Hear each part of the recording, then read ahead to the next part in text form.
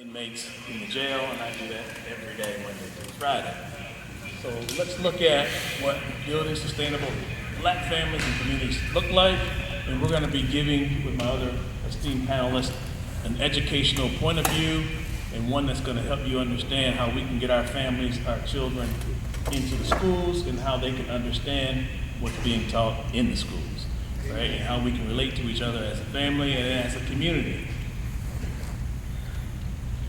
And I did follow instructions because there were some instructions for a QR code. I did put one up for you all. For all those who have a QR code finder, please scan that. It'll tell you a little bit more about myself, about what I do, what I've done, and how I got to where I'm at today. So if you can kind of take a quick second to scan that screen, you'll get that QR code, and hopefully that will drive some questions for you as you see this presentation that I'm about to present to you, and then pass it on to my esteemed colleagues as well. So a couple seconds there, we'll let you scan those, and then we'll move forward.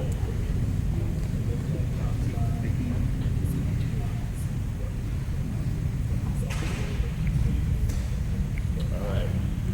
Now, my first statement is, Gandhi said, the weak never forgive. Forgiveness is the attitude or attribute of the strong. Right? There was a lot of people. We had the young lady up there, and she had her own personal experience. And we had sisters talking about their spiritual self and how they felt and how we should listen to the Word of God and how we should present that to the world that we have today. So I have Dr. Hawkins talked about levels of energy and consciousness, and it goes from 0 to 1,000 in calibration. But if we look at it, where are we at? Right? So if we look at below 200, we're talking about shame, guilt, and apathy. From 200, we're also looking at courage, neutrality, willingness, and acceptance, and reason. So let's look at willingness. It is sympathetic and responsive to the needs of others. You have the capacity to bounce back from any adversity and learn from experience. You tend to become self-correcting. So nobody has to tell you, go to the right, go to the left, pray, eat. They don't have to tell you. You will self-correct yourself and be the person that you want to be. But if you want a higher vibration and a higher consciousness, you would go into the 500 and 600s, which is love, joy, peace. And we're going to look at peace. Peace says it's extremely rare when it's reached. The distinction between person and their environment disappears, right? There is infinite silence in the mind, so we don't have any distractions that we talked about later. Even death, we don't have that distraction anymore when you get to the level of peace. In the highest level, we've already heard this word, but as far as it being calculated, we've never really heard about, and it's at the level of 1,000. It talks about divinity and enlightenment. There is no individual self separate from others. The peak of evolution in consciousness is there. Let's go to the next slide. Now, this is where it gets kind of fun for me anyway. I hope you all enjoy this as well. So get your minds ready and think about, are you above 200 or are you below 200? Right? Are you abundant or are you excessive? And you all can think about this in your own mind about how your life has been going on up until this day.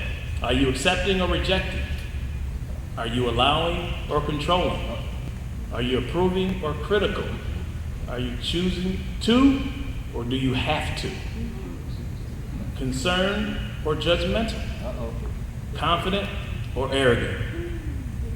Conscious or unaware? Democratic or controlling? Devoted or possessive?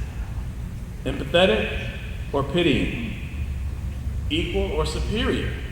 This could be to your mates, this could be to your classmates, this could be to your family members. We'll skip around here. Are you flexible or are you rigid? Where are you? Are you free or regulated? Are you giving or are you taking from somebody? Are you grateful or indebted? Are you helpful or are you just in people's business? You're meddling. Are you impartial or are you righteous? Are you natural or are you artificial? Right? Are you observant or suspicious? Are you open or secret? Are you powerful, or are you forcing your thought on somebody else? Are you privileged or entitled? Are you reliant or dependent? When we talked about spirituality today, let's talk about, are you spiritual or are you materialistic? Right? You just want the titles, right? But you're really not giving that spiritual self out to others and those around you. And if you think about families, and we're talking about education here in a few minutes, is are we giving that to those who we learn from? And are you tender or are you hard? Or, like, with the internet, are you timeless or are you faddish? It's just a moment of time. That's it. Are you unifying or are you dividing? And lastly, are you warm or feverish? Wow. So think about where you fit on that process of being at 200 and below, which is destructive, or 200 and above. And let's look at this. Just simply hearing the differences, you are no longer the same person, because I heard some voices like, ooh, yeah, I thought about that before. Is that me or not? Or is it somebody in your family, or somebody that you know? You are no longer the same person. Knowing the differences begin to increase one's inner power. We talked about the spiritual stuff all day today. It hit everybody. We had a sister very emotional, so it's hitting us at all different levels. But if you're below 200, in that range from 0 to 1,000 as far as consciousness, you are destructive. Right? We talked about the gang members. We talked about the people in prison. We talked about people who are not doing the right things. The question is, what are you going to do with it when you know you're above 200 and you're doing the right thing? Are you going to share it, or are you going to covet it for yourself? So let's look at forgiveness, right? To me, that's where it starts. Can we hit that next slide, sir? I know those are hard for me to see. Hopefully you can see those. I'll read these off these notes I got here. Forgiveness, I forgive you for the wrong that you've done, right? That's where the ego takes over. It puts the other person down and doesn't give you any responsibility when you point out to somebody else. It allows you to be free again and clear up your past trauma. We have talked about trauma. We heard from some mental health professionals earlier in the last panel. But look at here. Let's continue with our spirit guides us to the opportunity for growth and freedom. Not to be shackled. We talked about the Willie Lynch process as well. We want to be free and we want to grow. Forgiveness challenges ourselves to be free again. Right? To be free again.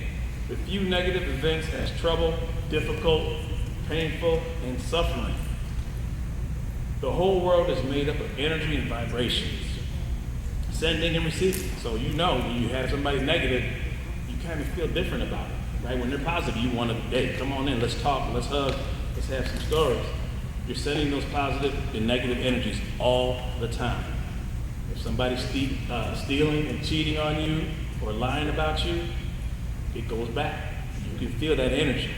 We have someone you have someone in our life that is stealing, cheating, or let's say domestic violence or fighting with issues in the family. There's no accident in the universe. It all has a purpose.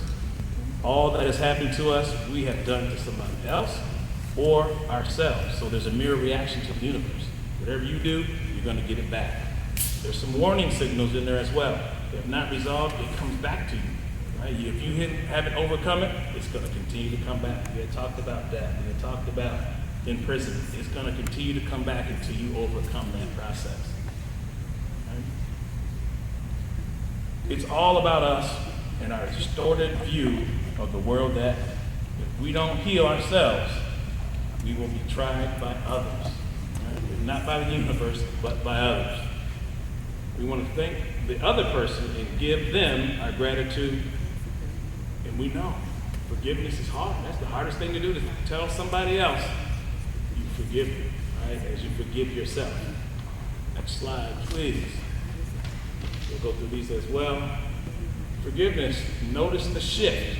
God will do the rest if we give out our total submission to Him. We had talked about that in several presentations about giving yourself up to God. Then there is total relief from suffering within yourself and without. The person that has been abusing you, they may leave just out of nowhere. Just as soon as you give your will to God, things like that just happen. Because you're praying on it, you're receiving those blessings. You may become that loving husband or wife or son or daughter again. Right? We had talked about those who are stressed out and have a lot of trauma in their lives. It can happen as quick as that if you give your total will to the will of God. Why is it so difficult that perpetrators and victims give away their power all the time? You say, why is it still happening to me? You gave away your power. Try to get that power back. The ego loves to keep you unhappy, right? We tend to like our self-condemnation. We hold others in a negative prison, and we are the warden. So we're both in prison. Think about it that way. When we forgive, life moves faster, right? It's moving. Energy's starting to take over. And we are free again. It is scary for some to say, wow, I don't know how to do this. I don't know how to manage my life by myself because I've never done it before. But you find those who are like minds and like spirits, and it becomes easy for you. Not wanting to forgive, you want to think about it this way. Sometimes you'll take some poison hoping someone else will die. Think about it that way. Forgiveness isn't something you give away, it's something we give to ourselves. We give forgiveness to ourselves. We are the ones that need to be free, not the other person. The fearful ego only identifies with the body's need and its status. Right? I need food. I need to have a title. All forgiveness is always self-forgiveness. Listen to your heart and listen to the spirit within you. And lastly, forgiveness is making amends and setting ourselves free. And my wife told me to say this last part. Right? Forgive others, not because they deserve forgiveness, but because you deserve peace. Amen. Amen. And I'm just on fire. After I heard my brother speak, I've been talking about the Willie Lynch that are affecting our children for about 25 years. I'm the founder of the Kenneth Every Man Revolution. No pencil, no paper, no calculator. Because our slogan is, we write it on your brain before you write it on your paper. I'm a math major, psychology. Look at the two, math and psychology. Now, I didn't plan on being a teacher. God chose me to do that. And it's something when God chooses you to do something, and he has a reason why. So let me just kind of give you the breakdown of why, okay? I graduated from Richardson High School back in 1974. I went to all black school from first to the 8th grade. So I'm gonna just let you see how the Willie Lynch shredder works. So when integration came, they took the black school and sent us in 4 different directions. So now they're gonna make your best friend be almost like an enemy because you playing basketball, you playing football against your best friend when you was at the all black school. Now you're at a different school. So the rivalry comes. And it starts to take a toll on you. And for me to understand that if no one lets you know what's going on, you can become a slave to something that you know nothing about. Wow. And I've seen it. And so as I went to that school, and here's another thing that was so sad, because a lot of the black kids that was in the same class with me when we was at the black school, we had an algebra class. We was on course to take algebra in the 9th grade. So when they bust us, some of the kids that was super smart at math, they found out that fundamental math was easy. So after the first 6 weeks, they got out. They were never challenged. So God kept me in there, even though I was the only one in there. Didn't want to be, but you know when God has something for you to do, you're stuck. So I was stuck. Okay, so then to be able to go to Richardson High School, pass the algebra, take a geometry, I'm playing basketball, and it's a reason why I'm letting you know this. So I'm playing basketball, but after the 10th grade, didn't have a counselor, so no one's telling me to take more math classes. So I go to woodshop. Nothing wrong with woodshop, because I made a cabinet, was gonna make a china cabinet and all that stuff. I go to homemaker. I was okay with that, because I made a jacket and the lady told me I should be a tailor, right? But I'm playing basketball. So now Rice University wants to give me a scholarship. Then they find out I'm not taking enough high math classes. So I was crushed. So then going to college, I didn't know I was going to be a math major. Here God goes again. So I'm taking calculus, and I'll never forget her, Hella Bourgeois. She said, you know what you're going to major in? I said, no, ma'am. She said, won't you just continue to take math? So I did. So when everybody started asking me about math, what you major? I said, I'm a math major. So then when I graduated from East Texas State, only 2 blacks, myself and Eddie Henderson. And so I got into education because I wanted to be the best father that I could be. Because I know you have to have time with your children. You got to spend that quality time. And so I started teaching. So I didn't want to teach in the area of where I was at Richardson. I'm saying I got to go south so I can make a difference. Because I knew how it made an impact of not having somebody to really look like you that was interested in you, making sure that you took care of your business. So I started teaching at M.A.C.O. Smith and Nolan Lester Plaza. Then from now, I went and taught at a predominantly Hispanic school for 11 years to see 3 kids get killed in the same semester, in the same 6 weeks, in the same classroom. Took a toll. You're looking at all this stuff. Then I turn around, now I'm still trying to do my own thing because God had just kind of bumped me on the head. So I get out of teaching after about 11, 12 years. I'm finna get paid because I'm finna do a clothing line, which is, I had GITA, and God said, nah. So I took a little money out. Next thing you know, hot water heater going out. Gotta get that fixed, So I get back in the classroom. So now I turn up and I go to James Madison High School, went over there, James Madison.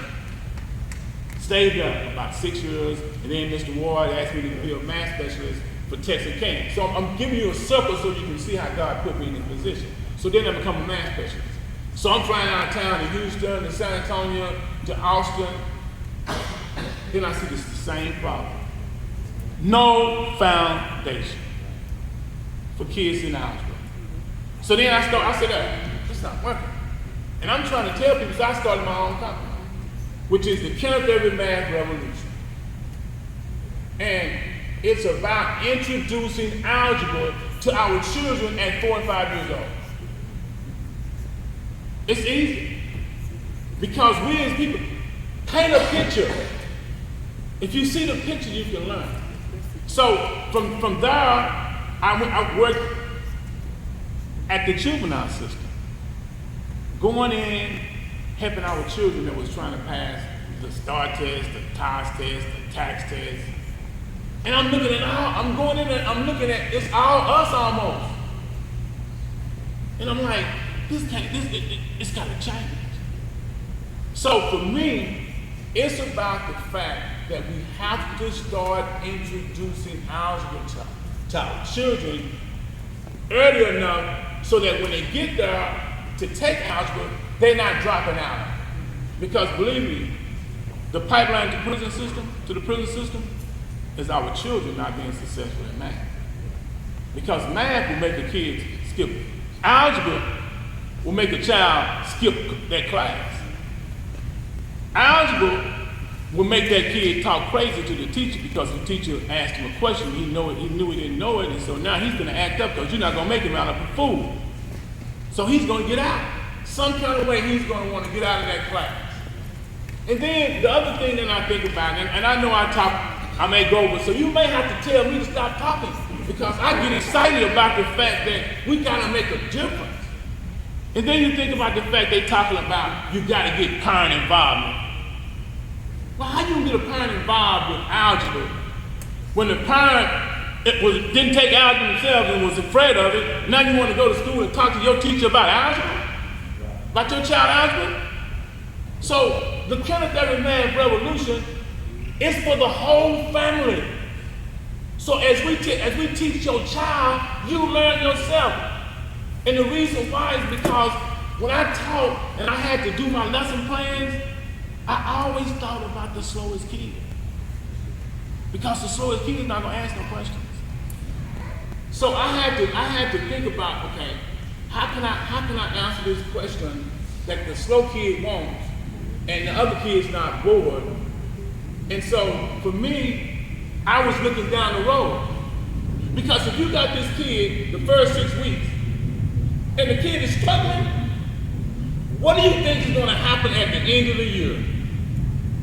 He's either going to become a problem, or you're going to drop out of your class.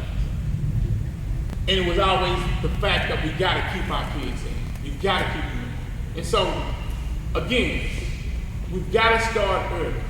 They teach foreign language, they start early. And my program is set up to where when you go on my website, which is nopencil.nopaper.com, but before I even forget anything, if you want to hear the Willie Lynch letter, I mean, recited, where I'm just going through talking, ain't no reading off the script, it became a part of me because I did it so many times. Then I did Message to Black. All you gotta do is go to YouTube, One Man, One Message, Kenneth Everett, or Kenneth Everett, One Man, One Message. Because we have got to start trying to make sure that our children are not continuing to be living the Willie Lynch with themselves, killing each other. We got to change. It's got to be a change, and we got to start. We have to start today. We can no longer just bypass it. I just came back last week from the 65th anniversary of desegregation. Tried to talk about the Willie Lynch letter. They don't want to talk about it. They just bypassed it. And I'm sitting there and I'm like, you talking about trying to make a change? You talking about making a difference? You gotta start and address the problem. You can't just overlook the problem, overlook the problem. You gotta address the problem. The Kenneth Everett Math Revolution, how much more time I have? It's cut already? Okay, well let me just finish it up like this. The Kenneth Everett Math Revolution, what it will do for our children, it will open up the doors for a STEM career. Because algebra is the gatekeeper for a STEM career. So the Kenneth Everett Math Revolution says, check it out, no pencil, no paper.com. All right.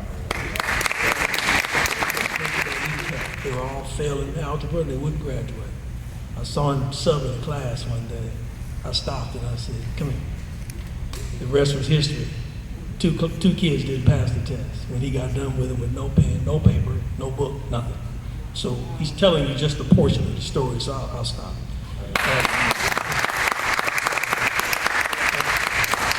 So I've been an educator in public education for this is my 26th year. I'm currently on the west side of the Metroplex of the suburban school district as an area director, student services. And what I'm going to share with you today is directly connected to what both of the gentlemen here to my left talked about, but I'm going to go a little bit deeper and say it a little differently. Because what we are witnessing right in front of us, ladies and gentlemen, is an annihilation of a people. In a very short period of time, the folks you're sitting around looking at right now won't be here. 30 years, 40 years, 60 years, whatever your time is, right? Whenever God calls you home. And the young people that are coming up don't know what to do. That's called the miseducation of America, okay? It's just a small component of that. We don't hug our children anymore like we used to. The teachers used to hug children. Amen. When I go to buildings, I hug them all the time. I'm talking the bad ones, the one they said are the bad ones. Okay. I just get them and we smile and laugh and stop. I don't have to say I love you. They can feel it. Awareness to action is what it's called. So talking about the miseducation of America includes all the above, and I'm only going to cover 3 things today because we don't have much time. And the first one I'm going to cover for you in the miseducation of our children, most children in public school for sure, even in private school, is what we call, and watch this, you've heard this before now, it's called digital divide. You've heard digital divide. Everybody's heard about that, right? You've heard about artificial intelligence. Mm-hmm. You've heard about all these little things that people just kind of throw at you. You've heard about the algorithms. Mm-hmm. Well, I'm sorry to tell you, it's happening right in front of you, and you're enjoying the participation. You're being bamboozled and hoodwinked the whole way. Mm-hmm. There's no balance. We're not teaching balance. Miseducation number 1. Don't let your children just stay on the phone all day without getting purposeful content. You regulate that if you're paying for the phone. Miseducation of America. Hold on. It's a little deeper than that. Don't just give your babies the iPad and let them watch the movie. And the movie is not developing phonemic awareness. The movie is not developing numerical fluency. Algebra, hint, hint, hint, at 2 and 3 years old can be taught starting then. Don't let your children get left behind participating in the lack of digital, what we call adoption and literacy, by letting your children watch movies and entertainment like you watch social media. Stop. You can regulate the balance, because what you're doing is allowing the artificial intelligence to supersede the human intelligence. Artificial intelligence cannot move and operate as fast as the brain. Wake up. Stop allowing artificial intelligence to do the thinking for you. This education of America is right in front of you. Artificial intelligence is telling you what to do, where to go, where to shop, how to look, how to dress, and who is not important. It's Willie Lynch at a whole new level. Right. So what happens when you're participating in the miseducation of America? And you are, I wrote this down, you are upset at young people because we don't listen to them, for one. And for two, because they love TikTok. Yeah. You know why they like TikTok? Because, no, sir. It's a little deeper than that. They process a whole lot faster than you do. So you process it 5 minutes. They process it 1 minute and 30 seconds. So how much content can they gather in a shorter period of time? That's why young people don't want to work 80 hours a week. They'll take a pay cut and work 6 months a year and take the other 6 months off. Why? Because they can process faster and get it done in more efficient timelines than you can. And they'd rather go relax and have fun. They want balance, but we forced them to do what we did, work 50 hours a week, work 40 years, get a gold watch and go home and pass out and never come back. No. So what are we teaching them? This education of America is right there in front of you. So watch what happens when you do this. If you do nothing, you're allowing the educational system to increase the economic divide. You're allowing it. You're sitting there looking around. You're on your phone right now. You're so addicted. What are you teaching your children? I didn't say children. I said children. What are you teaching them? Get off your phone. Because you're saying to them, if I'm going to drink, you can too. Right. What if you stop drinking? Stop drinking. As Jay-Z said, we don't make no money off that 7 grams in your ear. Right. We don't call that money over here. Well, you can if you know what to do with it. But if you're not digitally literate, then you do the opposite. You get caught up in artificial intelligence, and we don't teach that in schools. Ladies and gentlemen, they don't teach you that in school because they're afraid to participate in the TikTok mindset. They won't allow children to create the content that confirms they know the lesson. They want to do it the old-fashioned way, and you say, why didn't you do your homework? You're a bad kid. You're dumb. You're not smart. The teacher said you should have done it. You're getting a 65 when they said, Daddy, all I had to do was just turn it in my Canvas app, and I'd have been done. Well, why didn't you do it, sweetheart? I forgot. We'll do it right now. 5 minutes is done. She gets credit for it. No pen, no paper, no book. That's what it should look like. TikTok. So keep in mind, the digital divide is working right in front of you, depending on who you are and where you live. Here we go, last portion.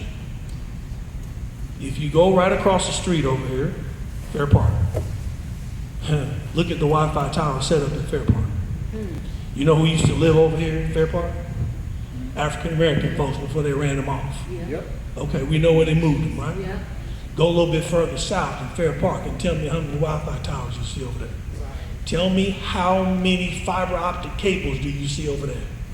Tell me how many trucks you see in the neighborhood digging up the sidewalk to lay fiber optic cable so our children can get access to what we call digital content from the school that's providing it for free. And then you say, I ain't interested in that because it's going to bother me. And they're leaving you behind. But on the other side of town, guess what? They got a Wi-Fi tower every 8 blocks. Everybody's got fiber optic cable. And guess what they're paying for 1,000 megabits per second? Same thing I pay. $75. You come over this side, guess what you're gonna get for $75? $150, maybe $200, and they gotta make you take TV. Why? They want you to watch the TV and get told what to do. Told vision. It's not television, it's told vision. I'm telling you what to do. I'm keeping you down by keeping you glued to nonsense. So I'm begging you is to open your awareness, move it into action. And the action says, watch this. The action says, and I wrote this down. This is heavy because a lot of people won't understand why I'm so passionate about being the Denzel Washington of education. He did a movie called Man on Fire. Okay? And we've gotten away from this. And most of y'all sitting here in this room and anyone else that wants to come are here for a number of reasons, and they'll give you an excuse. Why? Because they're afraid to go in the fire and get their children. Right now, ladies and gentlemen, they're in the fire. And if you are afraid, unlike Denzel was when he went in and got that girl that didn't look like him and protected her, well, I'm the protector you'll never meet. I don't care whose child it is, they're mine. They're God's. What are you gonna do about it? If you stop and think that the child could care less about who their mother and father is, they just want us to protect them and guide them. We're teaching them the wrong message if we continue to do what we're doing and rely on and allow them to rely on the false intelligence. If they don't feel you, if they don't know how much you care, they don't care how much you know. You've heard that before? So I'm going to challenge you today. As we get ready to finish, take questions, I'm going to challenge you today. Create a TikTok. Because city budgets just got approved here, or they're about to be approved. I think Dallas just approved it. Look at the budget. Stop playing around, pull it up online, and look at the budget and see where the money's going. Is it coming over here to this side of town, or is it going over there way north where I live? We don't need it over there where I live. Way over there. I used to work over there. That's why I live over there. My babies were small. It was right around the corner. Perfect. But now, I'm like, oh no. They got the money. If you say nothing, guess what they're going to do? Nothing. So why are we here? To help the families? To help the children? Or to sit back and run our mouth and talk? Because they just approved the budget. I wish the mayor was here. I'd give it to him. I wish Mr. Broadnax was here. I'd give it to him too. Because they have a plan to get the money. The plan is not designed to give it to you in your community. You're being miseducated. How much longer are you going to stand for? We can talk about this all day long, but I'm going to help you understand one more time. Send them a TikTok. Send them 1 million TikToks. Send them 100,000 TikToks and put it out there on social media as to why we don't have Wi-Fi towers and 5G and fiber optics in our neighborhood. Because if you don't, ladies and gentlemen, you're going to assist the system in annihilating a race of people that has been going on for at least 300 or 400 years. And you're also going to increase the opportunity for your young people, nieces, nephews, grandchildren, etc., to stay at the house with you because they won't be able to get a job because they didn't get the math and they don't know how to, what we call, digitally adopt. Thank y'all for listening. We're going to finish this. And I want to tell a quick story. When I went to college, so I was kicked out of high school, right? And so when I in my South, so I didn't take algebra like I was supposed to because I ended up having to graduate from an alternative high school. So I missed a lot of math foundation. When I went to college, I took college algebra because of my major and I failed it. I took it again and I failed it again. I took it a third time and I made an A. I was determined and I felt really bad about myself, and so I buckled down and I made an A. So Then I took college trigonometry and I made an A. So then I took college calculus 1 and guess what I made? Hey. No.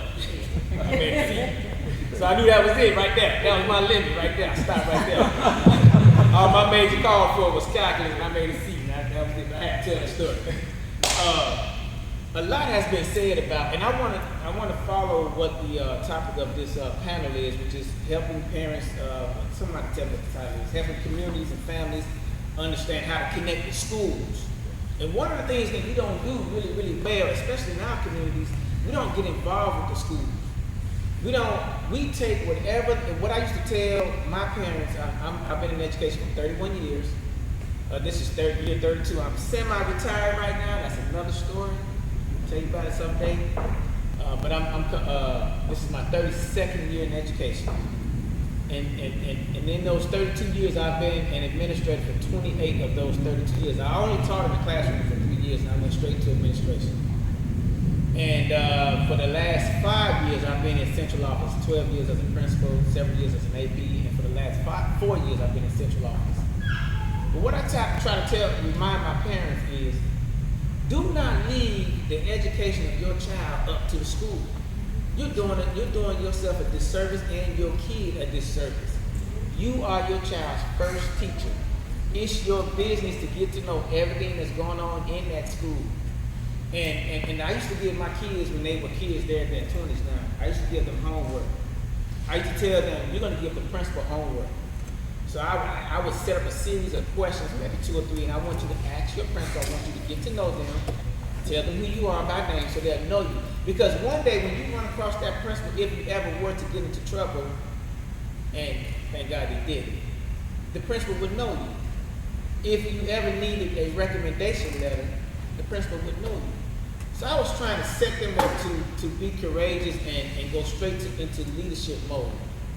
And so the homework would be something simple like, I would ask them to ask your principal, if they were in school right now, how much money are you receiving for our ESSER funds? And can you imagine a kid asking a principal? That's going to blow that principal's mind. And he's not going to forget that kid. So ESSER funds, for those of you who don't know, who are not in education, it's a grant from the government. It's a funding formula as a result of COVID, Elementary and Secondary Emergency Relief Act. Much like the ARA funds, which is the American Rescue Plan that Joe Biden talks about, most of us have no idea about that money, where it's going, how it's allocated, the whole nine. And so what I would tell my parents as it relates to the topic of this panel is, understand what's going on in your school and challenge the school system, when I say challenge, not in a way to go up there and be disruptive. You do kind of want to disrupt the system, but not in an aggressive manner where you're a threat to the school or you're considered a problem, but in a manner where the schools know you're educated. Most teachers, when they know those kids are involved, those kids' parents are involved, they don't mess over those children. They only do the children bad that they know those parents, they're not going to hear from them.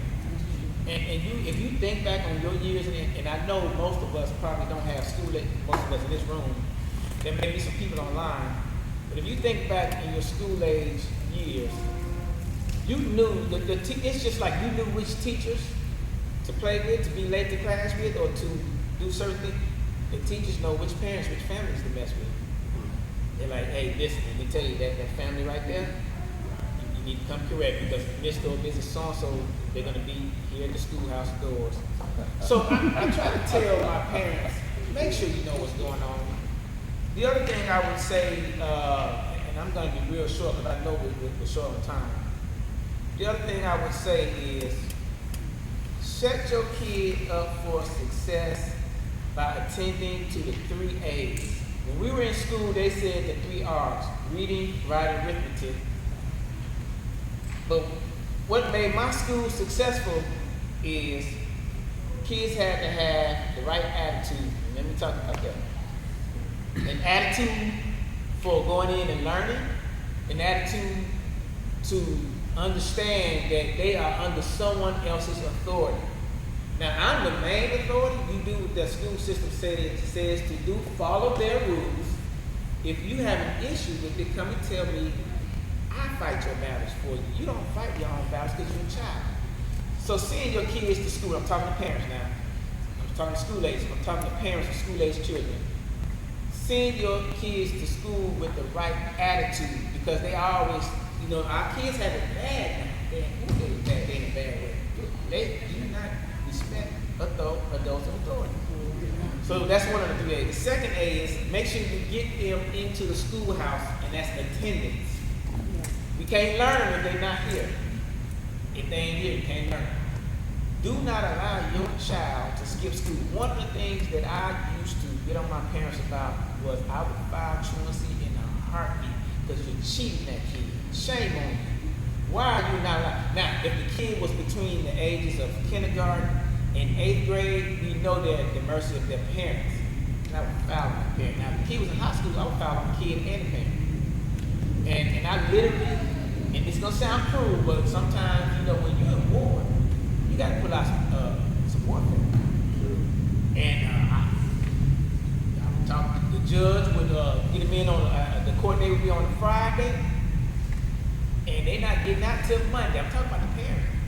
And they will be like, because there's a $500, and I don't know if the numbers have changed, $500 per absence.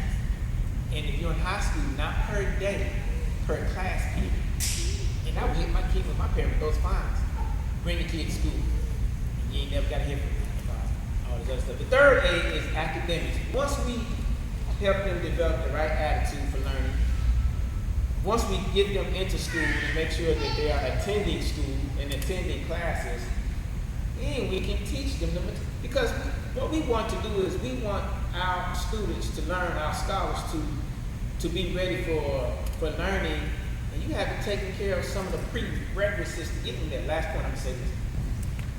You have to pay attention on what's happening with our public school system. More and more charters are popping up all over the place, and it's becoming a business as opposed to for the true nature of educating children.